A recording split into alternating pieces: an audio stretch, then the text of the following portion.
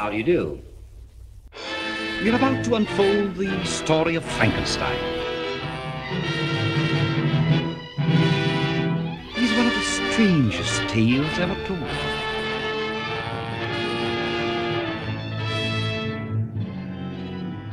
I think it will thrill you. It may shock you. It might even horrify you. Well, we've warned you. Have been warned. Welcome back to Frankenstein Minute, the podcast that dissects the Universal Frankenstein film series minute by minute. I'm Tom Lang. And I'm Bill Evenson, and this is Frankenstein Minute 14. Minute 14 of the original Frankenstein, where we're still in Waldman's study. We are. He wished us to supply him with other bodies. I think it's interesting to think that Henry is really trying to pursue that. He's trying to make this a legit thing. Yeah. He's like, this is fine, right? He's trying to work within the system. He's trying to work within the system. Maybe he's pushing the boundaries a little bit. He thinks it might not be. I mean, maybe he has no idea. Yeah. He's really lost it at this point. Yeah. He's like, he really thinks that we should pursue this as a legitimate enterprise. If you're not gonna help me, then I'll have to go elsewhere. Right. And he wants fresh bodies, no broken necks. No broken necks. Yep. And no abnormal brains, I assume. No, that's right. You can keep your abnormal brain. You should know where to put those. Waldman says not too particular. Not particular where we've got them. Yeah. I think I know what he's trying to say there. He's trying to say, I don't care if you get it through some sort of. I don't care if you have to go and dig him up out of the grave, or kill somebody. Yeah, there's no. But he is actually quite particular. Yeah, he wants no broken necks. You know what I mean? Yeah, so he wants. It's got to be fresh. It's got to be. Yeah. But yeah, I assume that's what he means. Is I don't care where you get it. Yeah. It's just gotta have I don't want to know. Yeah, but that's true. Yeah. That's true. I think we'll see that in a year or so. Yeah. But yeah, Henry definitely doesn't want to know. Yeah. So then but I think it's funny how flippant then Waldman is about. Yeah, he found him elsewhere. Yeah. I knew exactly what he wanted, how to get it.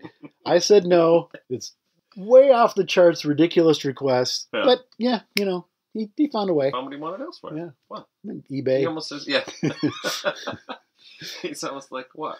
What do you want me to do about it? What am I? Yeah. Yeah. He's no longer my pupil. You want to call the burgomaster? Yeah, he's no longer my pupil. It doesn't. Yeah, out of my hands. I'm checking out on this deal. Yeah, and then our dear old friend John Bowles pipes in. I got to be honest, and he finally wakes up. Yeah. He finally says something with anything resembling any kind of anything. Enthusiasm. Yeah. And it's, one of the lines are dogs. Who cares? He just doesn't, he's, why? Okay, so he says this stupid, terrible, awful thing, and he, with great enthusiasm, which is almost like Whale insisting, this one, I'm attributing too much to it, I'm sure. But he says it, and it's interesting, too, because it's 1931, so I get it's a different time. But it's rabbits and dogs. It's not mice. You know what I mean? Yeah. What an interesting choice. It's not frogs and mice. Well, frogs were sort of the martyrs of scientific experiments through most of the 18th and early 19th century. And mice, right? And into the 20th century. Yeah, and mice. And Whale doesn't go there. Or whoever's writing this is trying to make some point and says rabbits and dogs. I think it's in the Florey choice. Yeah, it is. It well, especially in this day and age, it just sort of takes you out as that's true. Oh, wait a minute. Yeah, what are the lives of a few dogs? I have dogs. You start messing with my dogs, and you look at my dog funny. Yeah, and there's trouble. And rabbits are cute. Maybe rabbits. Bugs Bunny, Yeah. I mean, come on. I suppose. Yeah, you think maybe frogs. But the other thing that's great about that line, of course, too, is after all this talk, that's what Victor thinks. Victor still doesn't get it. Yeah. And is that all we're talking about? Yeah.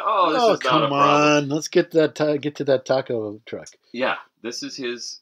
maybe he's in denial, or maybe he's just completely thick-headed, clueless. yeah. I mean, I guess I have to think that he is completely clueless. He's exhibited We've seen plenty of evidence up to this point. Yeah. Oh, his experiments. Yeah, he said his manner was very strange. Anyways, tacos.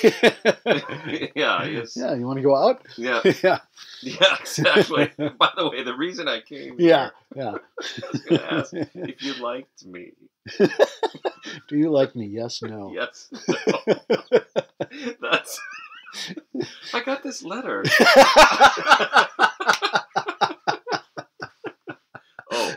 Oh yeah, that. Yeah, well, I was just kidding.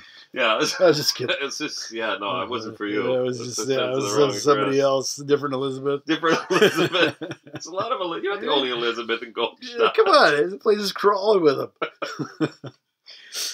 You don't know her. It's a different. Yeah, you don't know her. She lives in the Niagara Falls area. Yeah. And then Waldman shuts him down. It's like, you don't know what the hell I'm talking about. Yeah, what he says specifically is he enunciates his sibilance or whatever it's called. He says, "You do not quite get what I mean." Yeah, he says everything like that, but in this case, it's very serious, and he leans in. He's in a close up, and it's very punctuated. Not quite get what I mean. And for those following along at home, this is really the first instance. Mm-hmm. Of what Henry's actually doing. Yeah. It's first explicit mention of it. Yeah. Obviously, pardon the pun, but you piece it together as it's going along. But this is the first explicit. Yeah. That's right.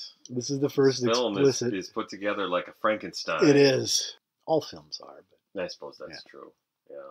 But this is really the first explicit mention of, he's putting together human bodies. He's screwing around and. Yeah.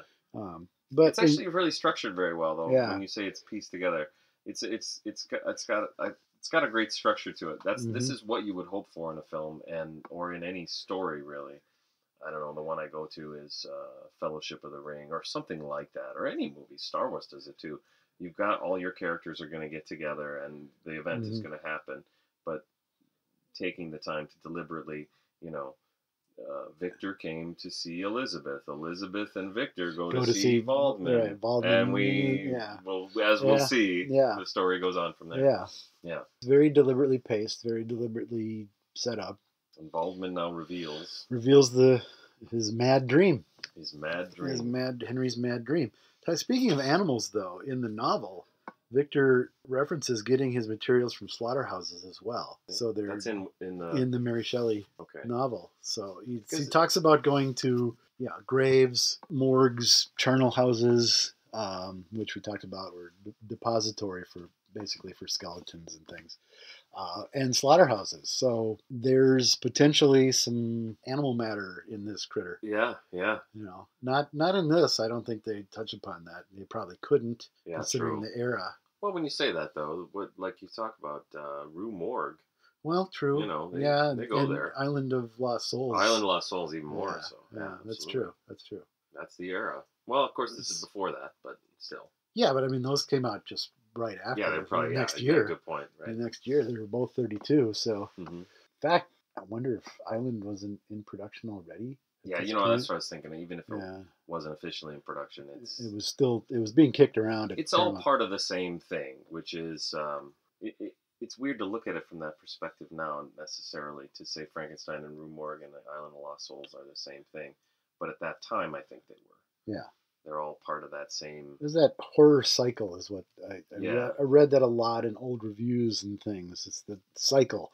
Some people really loved it, and others like, this has got to stop. It's ruining our morals. It's shaking Rue Morgue and Island of Lost Souls are weirder. They are weirder. They push that envelope a little farther. Yeah. I mean, this compared to Dracula, it's taken a great leap forward. Mm-hmm. Like Jekyll and Hyde, which I think came out the same year, or just the beginning of 32. There's some pretty strong stuff in them. So it was. I haven't seen that one. Terrible. You are. But Lost Souls, though, is I know. I don't even know if I have it on. I got Island of Lost Souls because that came on in Criterion. Yeah, Gregory Mank does a great commentary track. Okay. Yeah, I don't remember it. Check it out. Yeah. But yeah, the that would change things if they talked about it in that way at all. Mm-hmm. But I think that's one of the things that makes this excel in this movie excels in a way that those others don't. Island of Lost Souls and Murders in the Rue Morgue have things in them that are great. Mm-hmm. Murders in the Rue Morgue has less things in them that are great. Yes. But they have things in them that are great. Yeah, they have moments. And the subject matter and the way it's presented is horrific and horrifying. But this film manages to ride that line. There's a classiness to it, or there's a classiness. Yeah, well, I think it's a reflection of Whale himself, who is that's right. Styled himself as a very upscale, classy guy. Right. Yeah, he's not going to make Island of the Lost Souls. He might, but it would have been a very different. It would have been a very different movie. Yeah, it would have been the one with Marlon Brando. Oh dear. Not to go too far off the rails, but have you seen the documentary about the making of that? I have it, I think. What is it called again? It's like Lost Souls, I think. Yeah, you know what? I don't have it on here, but I do have it, yeah. Yeah, it's fascinating. Yeah, it's good. Yeah. It is interesting because it went a direction I didn't expect it to. Yeah. Yeah. Because I like that movie. And I like it because it's bad. Yeah. So, so it's weird to see this idea that someone could have made it good. Right. Would it have been? I look at that and it's hard for me to go, would it have been good? Would it have been just better? Assume it would have been better. Yeah, right. It might have been equally terrible. Yeah, you don't know. Yeah. Yeah, well, then Waldman goes on to say, there is this mad dream. First to destroy life, then recreate it. Is Henry? And there's no evidence that Henry's killed anybody, has destroyed life. But there is it in the novel. It references that to know you have to know death to understand life. Okay. Something like that. I'm horribly paraphrasing. But, so I mean, the death factor is part of it. You have to understand what causes death in order to recreate the life, I guess. Okay. And then you could see that being a sort of poetic idea that valid. Yeah.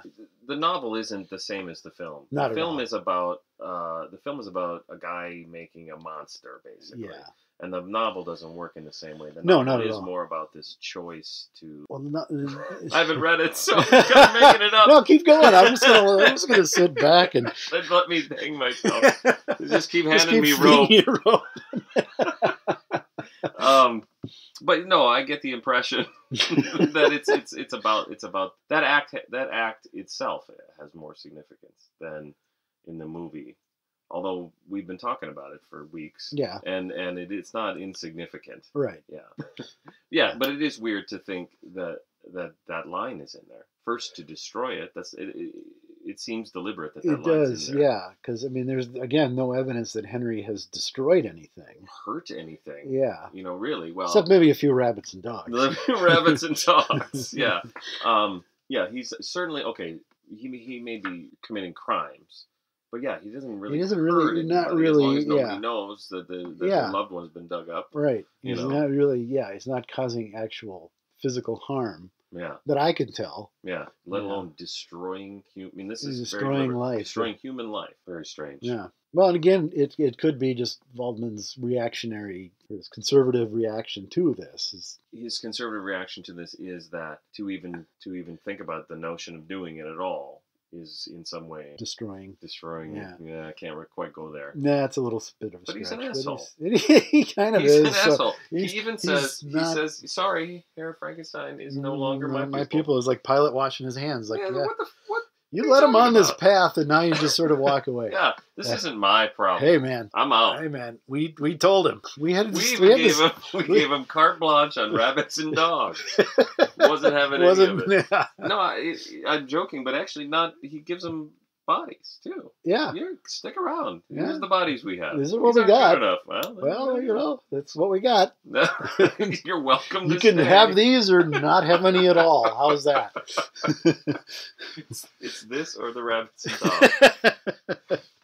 Yeah, Elizabeth pleads with him to come. And she says an interesting thing. Help us to take him away. Yeah, she does say that. Take him away or put him away. Yeah. And I'm wondering, because at this point, you see it in her face. She's like, because she keeps glancing over at Bowles, and then, but her focus is on Waldman, and she's not good with this. She's not happy with this. Yeah. She's focused on it, too, in a way that Bowles isn't. Focused on anything. Oh, what are the lives of a few dogs? Yeah, Let's go kill some dogs. Fuck it. Yeah, I got a couple for you right now. I'll be back here in 10 minutes. Oh, God, the wife's dog is just... Oh. All right. Actually, I suppose he's probably not... Well, let's hope Victor's not married. I don't know. Who knows? It doesn't matter. But yeah, that's a good point. Take him away. Take him away. Take him away. Take him away from all of this. Yeah. Yeah, and potentially, as you say, put him away. Definitely. Yeah, because you see the light kind of going off mm-hmm. throughout this scene, which is like the full gravity of it is starting to dawn on her. Mm-hmm. That right. Henry's got a few screws loose. He's lost it. We need to intervene now before it goes too far. Yeah, and one of the things I know she said is, but he respects you. She really, I find it interesting to find where people put the emphasis on a line of dialogue when they aren't John Bowles. And she says, but he respects you. As if to say, he doesn't respect a lot, really. Yeah, but he God does. certainly not in the picture. not on the list. Not on the list. But he respects you. Respects you. Doesn't respect Victor, I guess. he's got very little time for me, right? Yeah. It's been 4 months, so clearly. 4 months. I got one letter. Yeah. That was not very comforting at all. Yeah, but he respects you. Yeah. And then I think we cut out. We're done. Yeah. So tune in next time to find out. Does Waldman? or as she pronounces it, Valdman. It's like everybody says it a little differently. Yeah, everybody says a lot of things differently. She's British. The actress is American. Is not. Yeah. But the character's generally British sounding. Generally and then she says things like Valdman. Yeah. And I'm like, Valdman? You got both syllables wrong. Pronounces it oddly too. What does he say? Oh, Baldwin. Yeah. He's been saying Henry's old professional medical school. Man, it was very strange. Mumbling jackass. We're going out on that. Yeah, we're ending with that. Yeah. I knew Bowles would be a big topic. Yeah.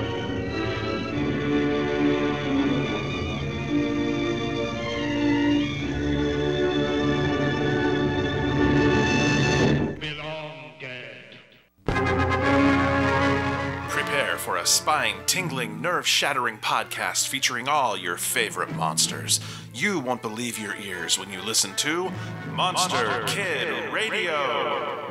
Hear your host, Derek M. Cook, and his ever-rotating stable of guests discuss your favorite classic and sometimes not-so-classic monster movies. Subscribe to Monster Kid Radio through iTunes or Stitcher, or visit monsterkidradio.net before the next weekly episode of Monster Kid Radio. Go through the archives for interviews with Sarah Karloff, Victoria Price, and Joel Hodgson. Listen to discussions about movies like Creature from the Black Lagoon, Island of Terror, and King Kong. And don't forget convention coverage from Monster Bash and the H.P. Lovecraft Film Festival. Classic monsters, modern talk, and the head of Rondo Hatton. Only on Monster Kid Radio!